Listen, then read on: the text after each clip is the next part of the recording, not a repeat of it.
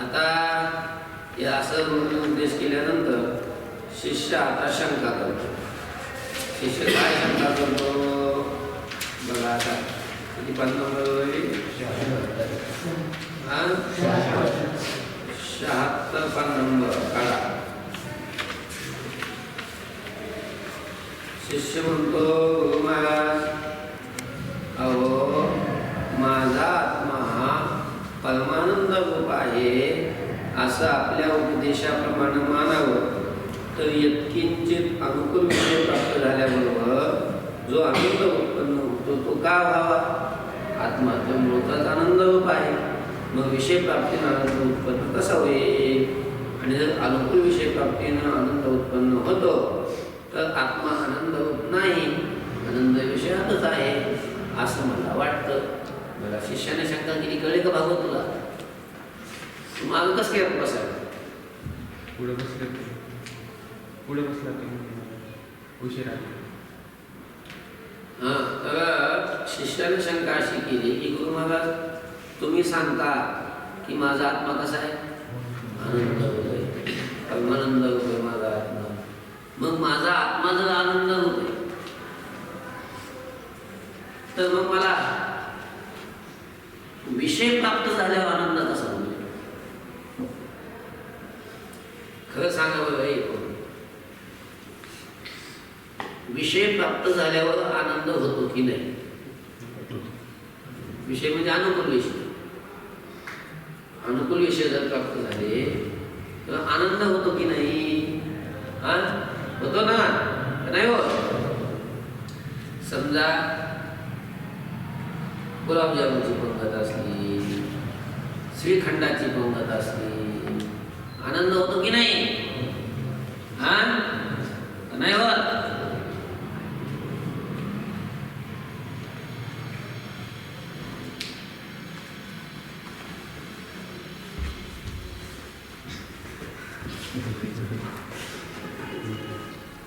बघा,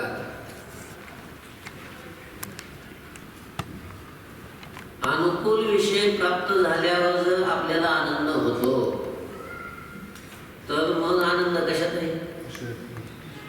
विषयातच आहे म्हणावं लागेल की नाही? जर विषयात आनंद नसता तर अनुकूल विषय प्राप्त झाल्यावर आनंद व्हायलाच नाही पाहिजे. ज्या अगदी अनुकूल विषयाने आनंद होतो त्या अगदी अनुकूल विषयात काय आनंद असेलच ना. आणि तुमच्या म्हणण्याप्रमाणे जर आनंद आत्म्यात असेल तर मग विषय प्राप्तीने आनंद नाही व्हायला पाहिजे. मग आत्मा तर आपल्याला प्राप्तच असतो, त्याच्यामुळे नेहमीच आनंद व्हायला पाहिजे. नेहमी तो आनंद होत नाही. नेहमी आनंद होतो का? विषय मिळाल्यावर आनंद होतो का नाही? तीच शंका केली शिष्यानं. बघा, गुरु महाराज माझा आत्मा परमानंद रूप आहे असं आपल्या उपदेशाप्रमाणे जर मानलं तर यत्किंचित अनुकूल विषय प्राप्त झाल्याबरोबर जो आनंद होतो तो का व्हावा? आत्मा तर मूळचाच आनंद रूप आहे, मग विषय प्राप्तीनं आनंद कसा काय उत्पन्न होईल? आणि जर अनुकूल विषय प्राप्तीनं आनंद उत्पन्न होतो तर आत्मा आनंद होत नाही. मग आनंद कशात आहे? विषयातच आहे असं मला वाटतं. अशी शंका केली शिष्यानं. मग आता श्रीगुरु त्याचं उत्तर सांगतात, अरे वेड्या, बघा, विषयात आनंद नाही, आनंद रूप आत्माच आहे. विषयात आनंद आहे का? विषयात आनंद नाहीये. आनंद रूप हा आत्मा आहे, आत्मा. मग विषय प्राप्त झाल्यावर आनंद कसा काय होतो? अरे लोकांना आनंद हा आत्म्यात आहे, आपला आत्मा आनंद रूप आहे हे माहीत नाही, याचं ज्ञान नाही. आणि ज्ञान नसल्यामुळं आनंदासाठी हे विषयाची इच्छा करतात. आत्मा आनंद रूप हे ज्ञान आहे का? नाही. म्हणजे हे अज्ञान आहे, ज्ञान नाही. ज्ञान नसल्यामुळं ते आनंदासाठी कुठं जातात?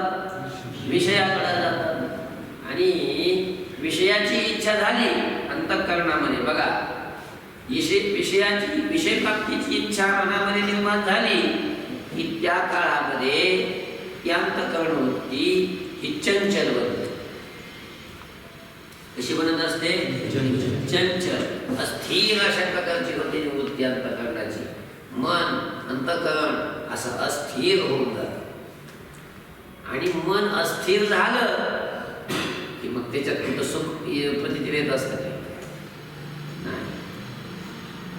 मग विषयाच्या इच्छेनं विषय प्राप्तीच्या इच्छेनं मन चंचल होतं आणि मग मनुष्य विषय प्राप्ती करता खटपट करतो. विषय मिळावेत, ज्या विषयाची इच्छा झालेली असते ते विषय आपल्याला प्राप्त व्हावेत म्हणून मनुष्य धडपड करीत असतो, खटपट करीत असतो आणि धडपड करून खटपट करून ते विषय प्राप्त करतो. आणि विषय प्राप्त झाला, ऐका, एखादा अनुकूल विषय प्राप्त झाला की ज्या काळात विषय प्राप्त झालेला असतो त्या काळात क्षणभर ते विषय प्राप्तीमुळं वृत्ती काय होत असते? स्थिर होत असते, स्थिर. आणि वृत्ती स्थिर झाली त्या अंतर्मुख होते आणि त्या स्थिर झालेल्या अंतर्मुख वृत्तीमध्ये आत असलेला जो आनंद त्या आनंदाचं प्रतिबिंब पडतं. म्हणजे त्या स्थिर झालेल्या अंतःकरण वृत्तीला आत असलेला जो आत्मानंद तो आत्मानंद अनुभवायला भेटतो. त्या अंतःकरणामध्ये त्या वृत्तीमध्ये आतल्या आनंदाचं आत्म्याच्या आनंदाचं प्रतिबिंब तिथं दिसत असतं, भासत असतं. अलग लक्षात. आणि ही घटना घडते कधी? ज्या वेळेला विषय प्राप्त झालेला असतो त्यावेळेला.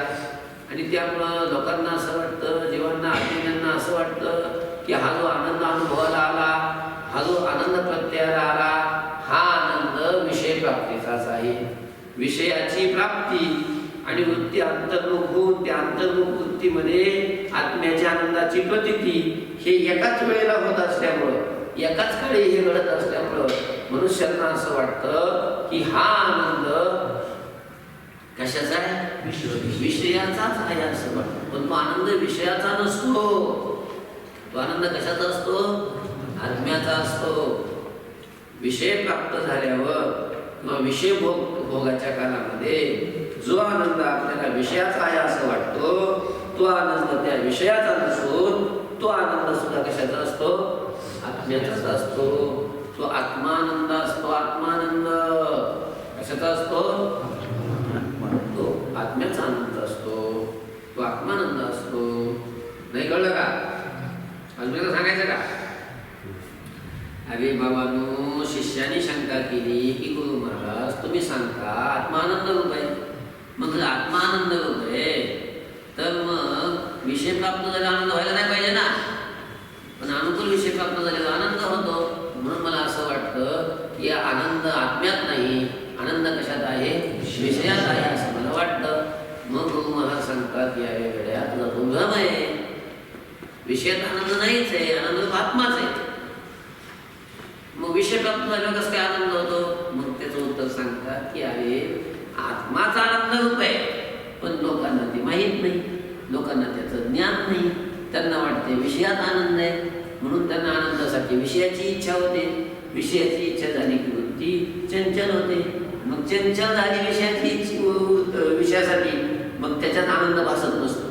मग पण ज्या वेळेला वृत्तीमध्ये विषयाची इच्छा निर्माण झाली की मनुष्य त्या विषयाच्या प्राप्तीकरता खटपट करतो. खटपट करायला लागला, खटपट करून ज्या वेळेला तो विषय प्राप्त करतो अनुकूल विषय, आणि अनुकूल विषय प्राप्त झाला की तेवढ्या काळात काही क्षणभर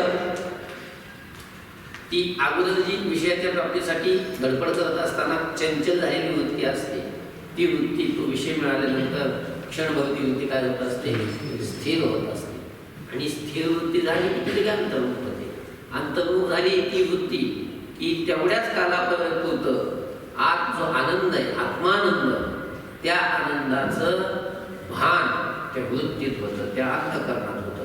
म्हणजे त्याचं प्रतिबिंब त्याच्यात पडतं. कशात? वृत्तीमध्ये म्हणा किंवा अंतःकरणात म्हणा. आणि हे कधी घडतं? विषय प्राप्त झालेला असतो त्यावेळेला. म्हणजे विषयाची प्राप्ती विषयप्राप्ती आणि वृत्ती अंतर्मुख होऊन त्या अंतर्मुख झालेल्या वृत्तीमध्ये आत्मानंदाची प्रतीती हे एका काळात घडत असल्यामुळं मनुष्यांना असं वाटतं की आता आपल्याला हा झालेला आनंद, हा आनंद कशाचा आहे? विषयाचाच आहे असं वाटतं. पण तो आनंद विषयाचा नसतो. तो आनंद कशाचा असतो? आत्म्याचाच असतो. विषयाच्या प्राप्तीच्या वेळी जो आनंद होतो, विषयामध्ये जो आनंद आपल्याला प्रतीला येतो, तो आनंद सुद्धा त्या विषयाचा नसतो. तो आनंद कशाचा असतो? आत्म्याचा असतो. आत्म्याचा तो आत्मानंद असतो असं श्री गुरु त्याला सांगतात. बघा की या शंकेत आत्मानंद आहे किंवा आनंद विषयापासून उत्पन्न होतो एवढाच विचार करण्याचा विषय, त्याचं उत्तर श्री गुरु देतात. काय बघा, आत्मानंदाची सिद्धी म्हणजे आत्माच आनंद रूप आहे हे सिद्ध करतात. हे शिष्य आत्मा आनंद रूप आहेच, ऐक झालं नाही. आत्मा कसा आहे? आनंद रूप आहेच. पण जीवाला माझा आत्मा आनंद रूप आहे असं ज्ञान नसतं आणि याचमुळं त्याला विषयाची इच्छा होते. आणि विषयाची इच्छा झाली म्हणजे विषय प्राप्तीच्या खटपटीला जीव लागतो. मग त्यावेळी बुद्धी चंचल होते. इच्छित विषय प्राप्त झाल्याबरोबर क्षणमात्र त्याची बुद्धी काय होते? स्थिर होते. आणि त्या स्थिर झालेल्या अंतर्मुख बुद्धिवृत्तीत आनंद जो आत्मा, त्या आत्म्याच्या आनंदाचं भान होतं. विषय प्राप्ती आणि स्थिर बुद्धीत आत्मानंदाचं भान एकाच काली होत असल्यामुळं विषय प्राप्तीनं माझ्या ठिकाणी आनंद उत्पन्न झाला असं जीवाला वाटतं मात्र. पण वास्तविक आनंद तो आत्म्याचाच असतो. याला उदाहरण दिलंय. काय? एका पात्रात पाणी भरून ठेवलंय. पौर्णिमेचा दिवस. कशाचा दिवस आहे? पौर्णिमेच्या दिवशी पूर्णचंद्र असते आणि रात्री आकाशामध्ये पूर्णचंद्र आला आणि बाहेर पटांगणामध्ये एक असं पाण्याचं पात्र भरून ठेवलेलं आहे. पात्र आहे मोठं, त्याच्यात पाणी भरून ठेवलेलं आहे. आणि मग ते आता पात्रात भरलेलं जे पाणी आहे ते जर असं शांत झालं, वारं नाही, काही नाही, ते पाणी हलत नाही, डुलत नाही, आहे की नाही, असं शांत पाणी जर त्या पात्रात असेल तर आकाशामध्ये असलेलं प्रतिबिंब मग आकाशात असलेलं जे चंद्रबिंब, त्या चंद्रबिंबाचं प्रतिबिंब त्या पाण्यात काय होतं? दिसतं, व्यवस्थित दिसतं, स्पष्ट दिसतं. कुठं? पाण्यात. पण कधी ते पाणी जर स्थिर असेल तर, पण तेच पाणी जर कशाच्या निमित्तानं ते हलायला लागलं, असं कोणीतरी हलवलं, आलं का लक्षामध्ये? ते पाणी जर हलवलं किंवा एखाद्या कोणी खडा टाकला आणि ते लाटा निर्माण झाल्या त्याच्यात, मग आता ते पाणी जर हलत असेल म्हणजे पाणी जर अस्थिर असेल तर त्या अस्थिर झालेल्या त्या पाण्यामध्ये अवकाशामध्ये असणारं जे चंद्रबिंब, त्या चंद्रबिंबाचं प्रतिबिंब त्याच्यात पडेल का? पडलं तरी व्यवस्थित पडेल का? स्पष्ट दिसेल का? दिसत नाही. तसंच आहे मग इथं सुद्धा. ज्या वेळेला बुद्धी स्थिर होते, अंतःकरण स्थिर होतं, अंतःकरणाची बुद्धी स्थिर होते, मग अशा स्थिर झालेल्या अंतर्मुखीतच आत्म्याच्या आनंदाचं प्रतिबिंब पडतं, म्हणजे आत्म्याच्या आनंदाची प्रतीती येते. पण ज्या वेळेला विषय प्राप्तीसाठी बुद्धी चंचल बनलेली असते, बुद्धी अस्थिर झालेली असते, मग अशा त्या अस्थिर झालेल्या बुद्धीमध्ये आत्मानंदाचं भान होत नाही, त्याची प्रतीती येत नाही. सगळं सर्व लक्षात आलं? बघा, तर एखाद्या पात्रात पाणी भरून स्वच्छ पौर्णिमेच्या मध्यरात्री ते पात्र उघड्या जागी ठेवावं. त्यावेळी जर ते पाणी स्थिर व स्वच्छ असेल तर त्या पाण्यात चंद्रबिंब स्पष्ट दिसतं. आणि वाऱ्यामुळं किंवा अन्य कारणानं पाणी हलू लागलं तर त्याच्यामध्ये चंद्रबिंबाचं भान होत नाही. त्याचप्रमाणे जेव्हा बुद्धी स्थिर असते तेव्हा त्या बुद्धीत आत्मरूप आनंदाचं भान स्पष्ट होतं. बुद्धी स्थिर असली की त्या स्थिर बुद्धीमध्ये आत्म्याच्या आनंदाची प्रतीती किंवा भान असं स्पष्ट रूपानं होतं. आणि ज्यावेळी पुन्हा विषयाची इच्छा उत्पन्न होते, काय पुन्हा काय झाली, विषयाची इच्छा उत्पन्न झाली, त्यावेळी बुद्धी काय होते, चंचल होते. विषयाची इच्छा निर्माण झाली, पुन्हा बुद्धी चंचल होते आणि मग आत्मानंदाचं भान पुन्हा त्या वृत्तीमध्ये होत नाही. यावरून आनंद रूप आत्माचा आहे, विषयात आनंद मुळीच नाही, हे काय झालं, सिद्ध झालं.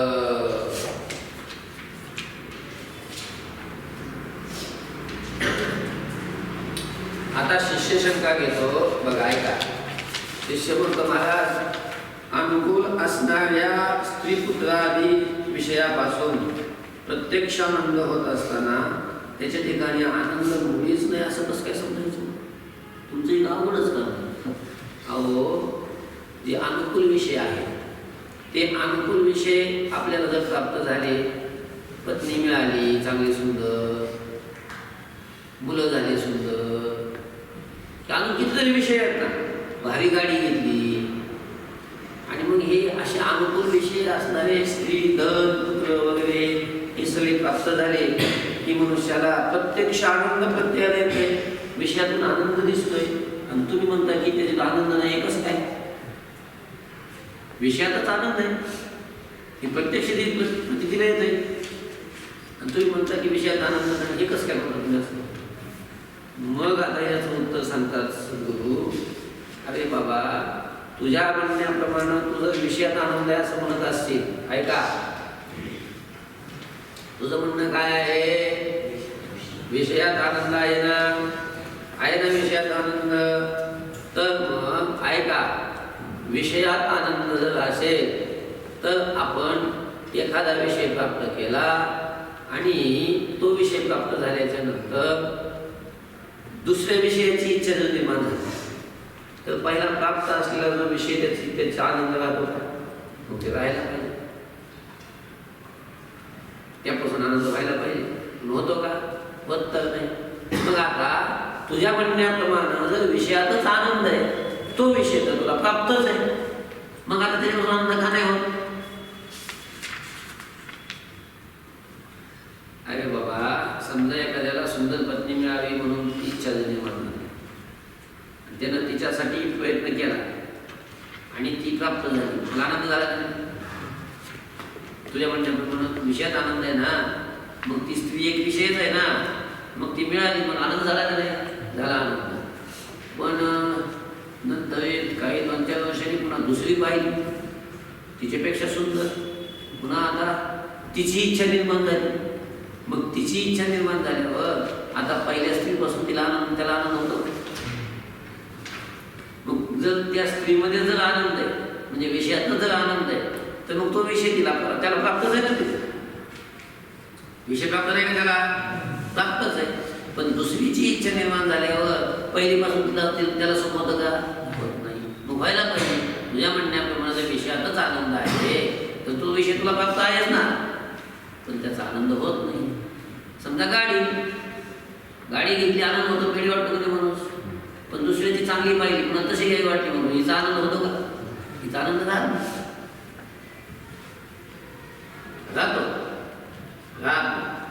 मग तुझ्या म्हणण्याप्रमाणे विषयात आनंद असेल तर विषय प्राप्त असल्यामुळे त्याचा आनंद व्हायलाच पाहिजे, होत तर नाही. याचा अर्थच असा आहे की विषयाचा आनंदच नाही. मग तेवढ्या प्राप्त झाल्या कसं काय होत जातात? मग मी सांगतो तुला, ज्यावेळेला विषय प्राप्त होत असतो त्यावेळेला वृत्ती काय होते? स्थिर होते. तेवढ्या वृत्ती क्षणभर, आणि त्या स्थिर झालेल्या वृत्तीमध्ये आत्म्याच्या आनंदाची प्रतीती. आपण दुसऱ्या विषयाची इच्छा निर्माण झाली, पुन्हा वृत्ती चंचल होते, बुद्धी चंचल होते, मग पुन्हा त्याच्यात आनंदाची प्रतीती येत नाही वृत्ती चंचल झाल्यावर. म्हणून तेवढ्या काळामध्ये वृत्ती स्थिर झाली, त्या स्थिर वृत्तीमध्ये जर आत्म्याच्या आनंदाची प्रतीती येत असेल तर मग आत्मा आनंद रूप आहे का विषय आनंद रूप आहे? आणि आणखी एक गोष्ट काय, आणखी एक गोष्ट, समजा तुझ्या म्हणण्याप्रमाणे जर विषयातच आनंद असेल, समजा एखादा प्रिय मनुष्य, आपला मुलगा, अजून कोणी एखादा मित्र कुणीतरी ज्याच्यावर खूप प्रेम आहे, असा बऱ्याच दिवसांनी आपल्याला भेटला, आनंद होतो का नाही? आणि आनंद होतो की नाही? आता तुम्हाला काय मुलगा भेटला, काय आनंद होतो काय माहित नाही, पण मित्र भेटला आनंद होतो की नाही? होतो आनंद. पण मला सांगा, भेटल्या जो आनंद होतो तो आनंद एका तासाने राहतो का? एका तासाने जो आनंद असतो तो एका दिवसाने असतो का? एका दिवसाने जो आनंद राहिला असतो थोडाफार, एक दिवस मित्र एक सोबतच एक दिवस बदलला, तो आनंद 8 दिवस सोबत राहिला जातो का? 8 दिवस सोबत राहिल्यावर तो जो आनंद आहे राहिला थोडाफार पुन्हा काही 6 महिने सोबत राहिला, वर्षभर सोबत राहिला, आता आनंद राहिला की तुम्ही भांडणं करतो काय आनंद आहे? आणि तुझ्या विषयातच आनंद असेल तर मग तो विषय प्राप्तच आहे ना, ते तुला आनंद व्हायलाच पाहिजे ना. आनंद होत नाही ना, याचा अर्थ काय? याचा अर्थ हा आहे की विषयात आनंदच नाही. विषयात काय नाही? आनंदच नाही. आनंद आत्म्यात आहे. ही भानगड कशी झाली? ती हाडूक चगळीत असल्या कुत्र्यासारखं. कुत्र्या हाडूक चगळीत बघा, असं वाळलेलं पडलेलं कुठलं तरी हाडूक सापडतं त्याला म्हणजे चगळीत तुम्ही त्याला वाटतं तुला तैन वाटतं, चगळून त्यात ते वाळलेलं हाडूक मिळत असतं. सगळी तर ते कडक असतं, ते त्याच्या हिरडीत घुसतं ते हाडू आणि त्याच्या हिरडीतून रक्त येतं, त्याच्या जिभेला लागतं. हां, त्याला वाटतं अरे ते रक्त ते हाडकातलं नाही, ते तुझ्याच तोंडातलं आहे. तुझ्या जिभेला जे रक्त लागते ते हाडकातलं नाही, ते तुझ्या तोंडातलं रक्त आहे. त्याला वाटतं ते हाडकातलं, ते माणूस सगळी. तसंच आहे, तुला तो विषयात आनंद वाटतो, तो विषयातला नाही, ते तुझ्यातला स्वरूपातला आनंद आहे. तुझा आनंद आहे तो, आत्मानंद आहे तो. पण ते कुत्र्याला कसं समजत नाही, तसे सगळे विषयासक्त असणारे अज्ञानी कुत्रेच आहेत ते, विषयाच्या मागे लागले.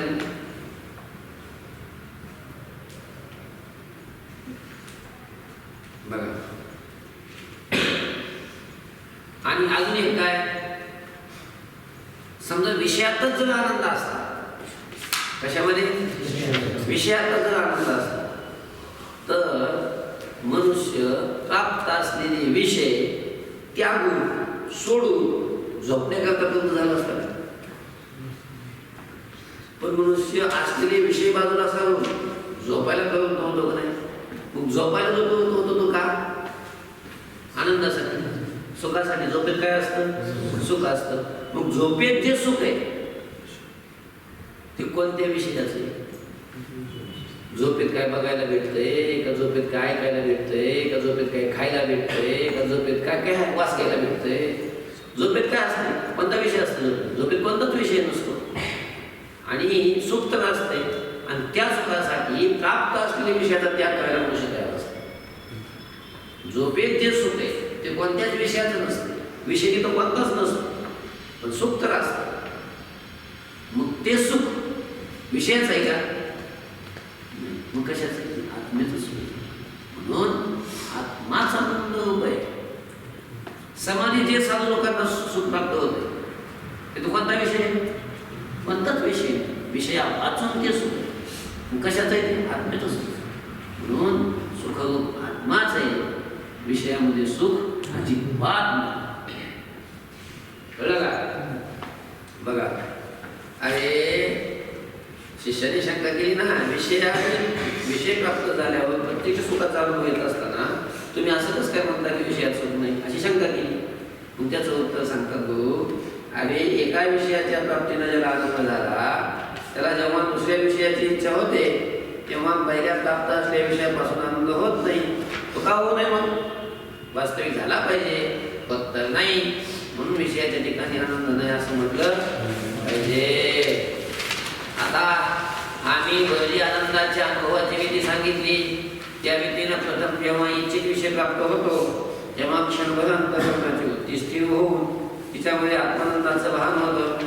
आणि जेव्हा दुसऱ्या विषयाची इच्छा होते तेव्हा ती अंतःकरणाची वृत्ती काय होते? चंचल होते. म्हणून वृत्ती चंचल झाली की त्याच्यामध्ये आत्मानंदाचं भान होत नाही. ते भान जे होत होतं ते नाही समजत. आता तुझ्या म्हणण्याप्रमाणे विषयाच्या ठिकाणी जर आनंद आहे असं मानलं तर अनुभव कसा विरुद्ध येतो? बघ आता पहा जरा. समज की कोणाचा प्रिय पुत्र किंवा दुसरं कोणी अत्यंत प्रिय पुरुष बहुत दिवसांनी एकाएकी भेटला तर त्याला पाहून प्रथम क्षणी जो आनंद होतो तो दुसऱ्या क्षणी राहत नाही, दुसऱ्या क्षणाचा दुसऱ्या दिवशी राहत नाही, सतत तर नाहीच नाही. वास्तविक तो आनंद तसं झाला पाहिजे. कारण आनंद उत्पत्तीला कारण असणारा प्रिय पुरुष जवळच आहे का नाही जवळच. मग आनंद होत नाही. म्हणून आमच्या रीतीनं प्रथम क्षणी अंतःकरण वृत्ती स्थिर होते म्हणून आनंद, आणि पुन्हा चंचल होते म्हणून आनंदाचा नाश संभवतो. यावरून विषयाच्या ठिकाणी आनंद नाही असं म्हणणं भाग आहे.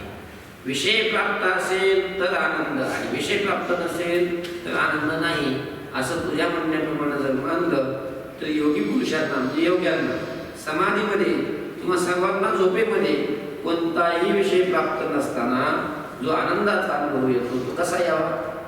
येतो का आनंदाचा अनुभव झोपेत.